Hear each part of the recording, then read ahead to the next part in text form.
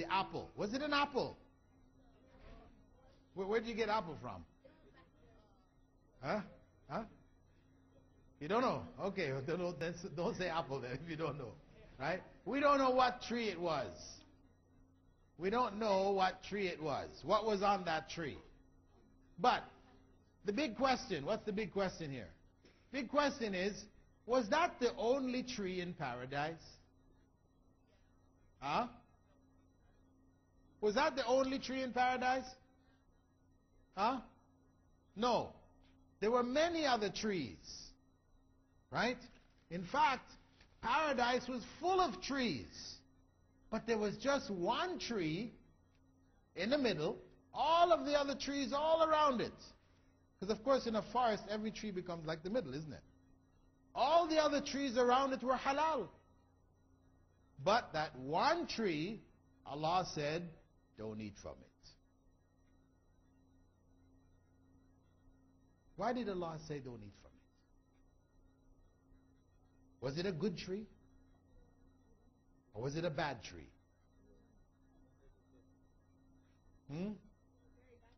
It was a bad tree. Yeah. It was a tree which was not really a good tree. Because Allah is not going to say, don't do this if it's good for you. No. If He says, don't do it, it's because it's not good for you. So there was one bad tree. He created a garden full of good trees and one bad tree in there.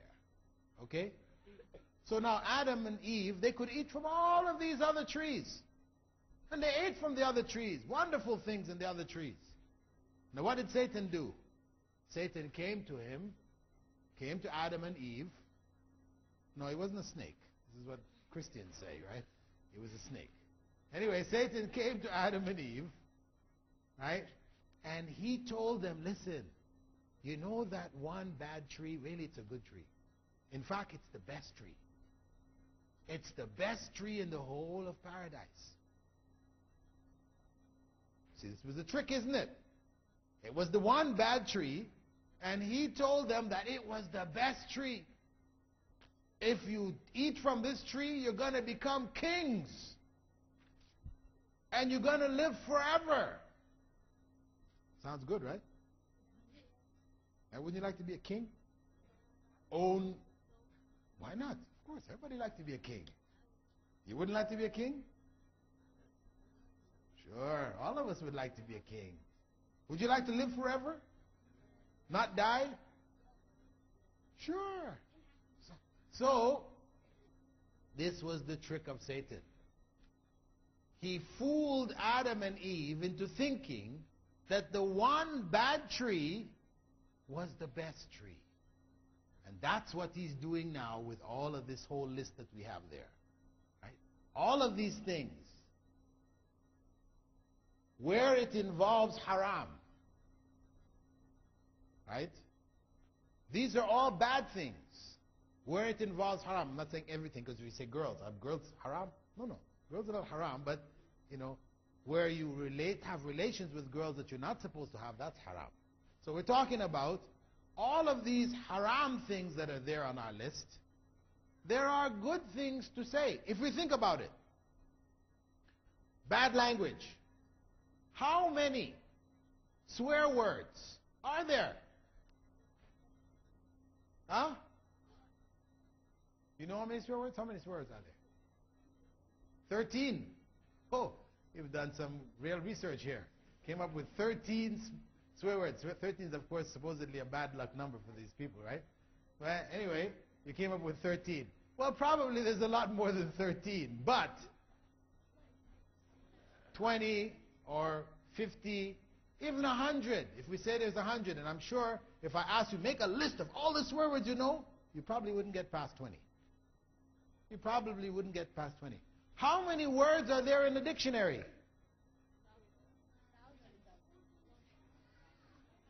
No, that's not. I'm giving you a comparison, something to compare to. If you can only think of, no matter how hard you try, you could only find 20 or 25 swear words, if that. And the dictionary contains thousands. Huh? Well, it depends on the size of your dictionary. But say thousands of words, right? If you have 25 bad words and you have thousands of good words, why are you going to focus on those 25 bad words? Satan. Satan makes you think that those 25 bad words, these are the good words. Isn't it? These are the words we should be saying because our friends, our buddies, they're all saying it. So we should be saying that. These are the words we need to say. But really they're not. That is the same trick of Satan. And if you go through all the things, the drugs, all the drugs that people take, there are so many other things which are pleasurable. The amount of drugs are limited. The number of plants which produce these drugs, which are harmful to us, there are millions of other plants which produce things which are good for us. Why do we want to leave the good plants and go to the harmful plants? Who's behind that?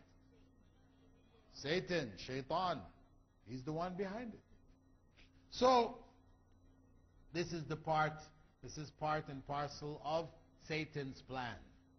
To make the haram things seem pleasing to us. So we like it. We feel that these are the things we have to do. But really, there are so many other good things we could do instead. Okay, so what is the solution? What is our solution? Well, I've figured out 4 basic solutions. The first solution is to protect ourselves with dua. Before we go to sleep every night, Prophet Muhammad ﷺ said we should recite 3 surahs. What are they?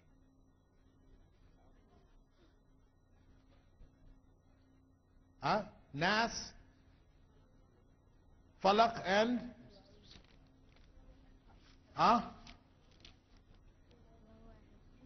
Ikhlas, yes. Surah Ikhlas, Qul Huwallahu Ahad. And Surah Al-Falaq, Qul A'udhu bi Rabbil Falaq. And Surah Al-Nas, Qul A'udhu bi Rabbil Nas. To say these before we go to bed each night.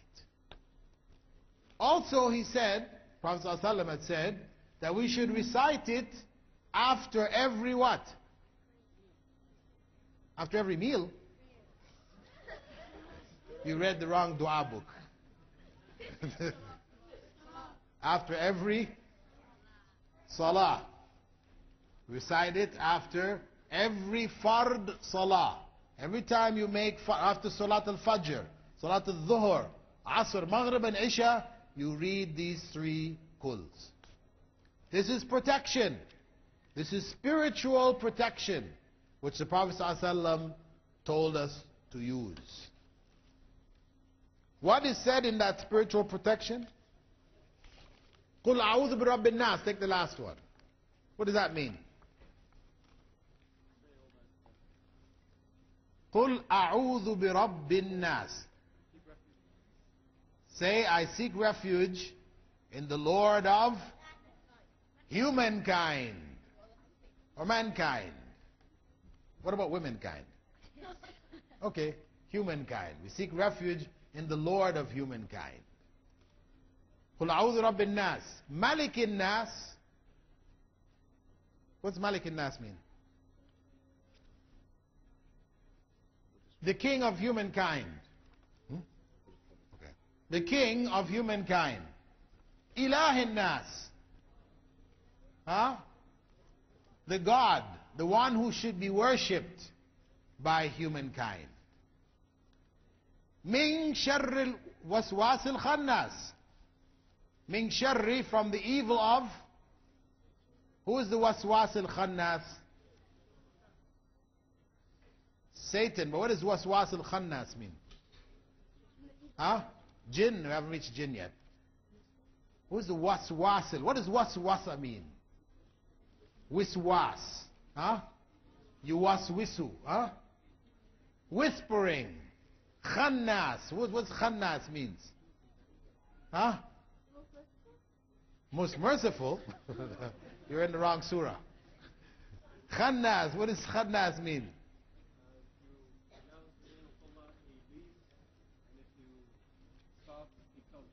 Khannas is a sneaky guy. He whispers in your heart, buzz, buzz, buzz, and he runs away. He leaves you. That's the khannas. الذي يوسوس في صدور الناس, who whispers into the hearts of humankind. From who? من الجن نتي والناس. From humankind and the jinn. So this waswas al-khannas could be a person, your friends, the peer group, or it could be from the jinn. So we seek refuge. This is spiritual protection for us. Seek refuge from shaitan. The second thing that we have to do, okay, so that's number one, seeking spiritual refuge. That is a shield for us. We do that regularly. Are you ready to do that? Are you ready to try that? Before you go to bed at night, you recite the 3 kuls in your hands. You sit and put your hands in front of you, recite them. What do you do after you finish reciting? Huh? You what? Huh? No. What do you do after you finish reciting these 3 into your hands? What do you do? Huh? No. What? Okay, almost. He said you spit. No, don't spit. Don't spit in your hand and rub it all over your face. No. It's not what it says. You blow into your hands, right? But you blow with using your tongue, so you do like this. Without spit coming. Huh? You blow this way. Into your hands, then you rub it over your whole body. Okay? Time's up. Give me one more second, okay? You blow and you wipe it over your body. Okay, that's your protection. The next thing is dhikrullah, to remember Allah. When you get the desire, you want to say some bad word, say subhanallah. Alhamdulillah. Whatever, anytime you can hear the word coming out of your mouth, you stop yourself and put something else in its place where you remember Allah. Huh? Can we try to do that? The third is we have to get some good friends. If we want to change, we want to fix the problems that are inside of our hearts, then we have to get some good friends. Because Prophet ﷺ said that you will be raised on Yawm al-Qiyamah with your friends. Raised up, resurrected. You'll come out of the grave, and next to you is going to be your buddy. The guy who's your best friend here. Now, if he was a nasty, low down, evil character, then that's who you're raised up with. You're going to have to stand before Allah with that guy beside you. Will you want him? No. So therefore, you have to choose the right people now. The last point is ignorance. Why are you caught up in some of these things? It's because of ignorance. You don't know Allah. You don't know what Allah's commands are. You don't know why you're here. Why are you created? To believe in Allah? Why are you created? You need to find the answer for this. And what you're trying to do to be happy, to enjoy, you need to know what is the consequence. What happens when you do this? So you have ignorance. And the solution, the cure for ignorance is what? What's the cure for ignorance? Knowledge. That's right. We need to get some knowledge. So by getting knowledge, you can cure the ignorance. Inshallah, you can cure those sick points that are recurring in the hearts of the Muslim teenager. Inshallah. Barakallah fikum. I would like to give you a chance to ask some questions. However, time's up. It was real. Nice meeting you. Assalamu alaikum wa rahmatullahi wa barakatuh. Inshallah. Barakallah fikum.